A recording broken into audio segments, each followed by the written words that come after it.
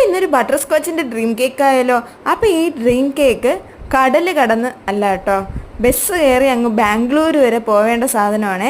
അപ്പോൾ ഇതെൻ്റെ കുഞ്ഞരെ മോൻ തന്നൊരു ഓർഡറാണ്. അപ്പോൾ കുഞ്ഞ് നാട്ടിൽ വന്നിട്ടുണ്ടായിരുന്നു. അപ്പോൾ തിരിച്ചു പോകുമ്പോഴത്തേക്കും ചേച്ചി കേക്ക് ചെയ്ത് തന്നേ പറ്റുള്ളൂ അവൻ്റെ ഫ്രണ്ട്സിന് കൊടുക്കാൻ വേണ്ടിയിട്ടെന്ന് പറഞ്ഞു. അപ്പോൾ ഇതെങ്ങനെ അവിടെ എത്തുമെന്നൊന്നും എനിക്ക് അറിഞ്ഞുകൂടാ.